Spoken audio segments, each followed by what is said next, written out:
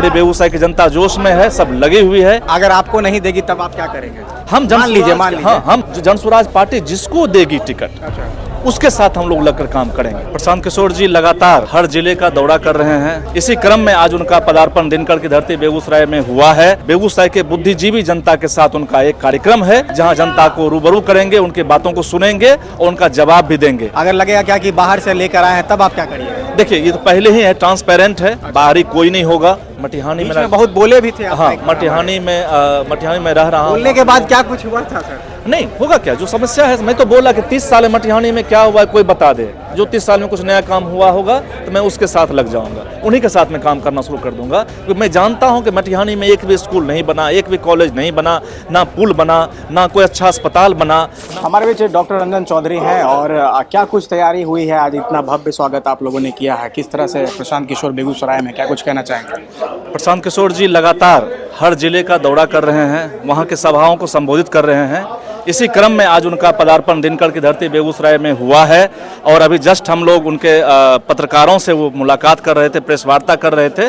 इसके बाद उनका काफिला यहाँ से तेघड़ा के प्रखंड मैदान में जाएगा और वहाँ पर वो रैली को संबोधित करेंगे, वहाँ की जनसभा को संबोधित करेंगे।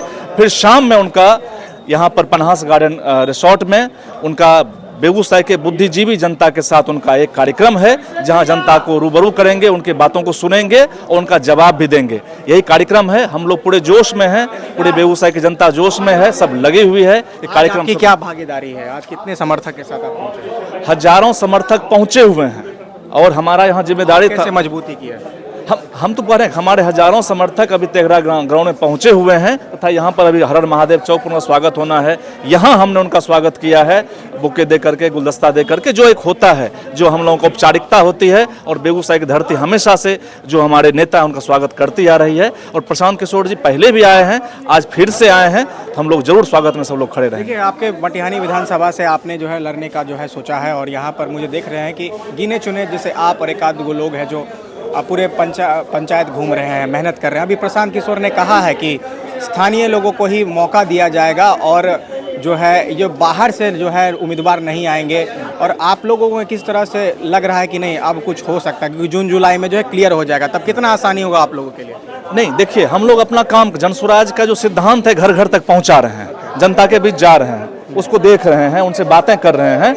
और जनसुराज पार्टी जिसको देगी टिकट उसके साथ हम लोग लगकर काम करेंगे। हाँ, हम लोग अभी उनके सिद्धांतों अगर आपको नहीं देगी तब आप क्या करेंगे? हम हम जनसुराज के सिद्धांतों घर घर तक पहुंचा रहे हैं और उनके जिनको भी टिकट देगी उनके साथ खड़े हो, कदम से कदम मिलाकर उनके साथ काम करेंगे जनता के। अगर मान लीजिए, अगर खुदा ना खास्ता, देखिए आप लोग को आना चाहिए, अच्छे लोग तो पार्टी में आना चाहिए, तो अगर नहीं, आप अगर लगेगा क्या कि बाहर से लेकर आए हैं तब आप क्या करिए? देखिए, ये तो पहले ही है, ट्रांसपेरेंट है, बाहरी कोई नहीं होगा।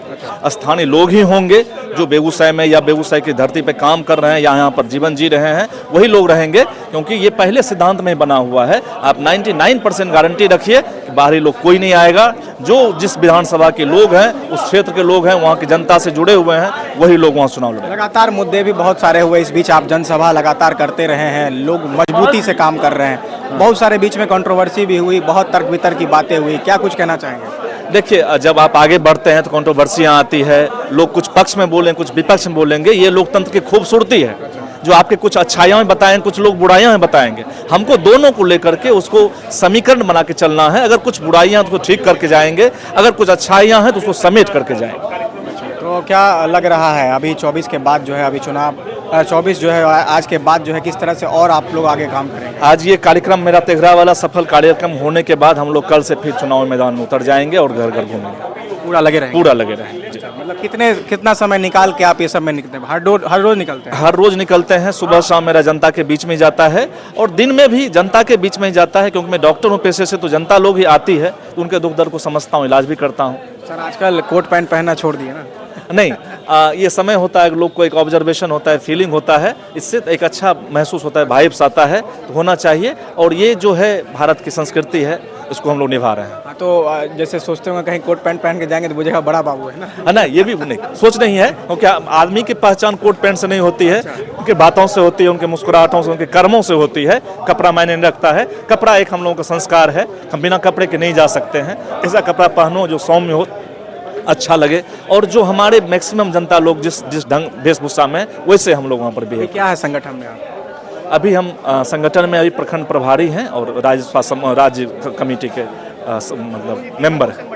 देखिए हमारे बीच डॉक्टर रंजन चौधरी हैं और अभी जो है अभी प्रेस कॉन्फ्रेंस में प्रशांत किशोर ने बताया कि हम जो है उम्मीदवारों के चयन जो है बहुत कुछ देख के करेंगे। तो अभी सर का भी जो है उम्मीद है कि इनका भी जो है जो सपना है कहीं ना कहीं पूरा होगा और इनका सपना है कि जन स्वराज का जो है पूरा क्षेत्र में जो है नाम फैले, ये फैले। आगे क्या लग रहा है? हाँ, मटिहानी की समस्याएं बहुत है।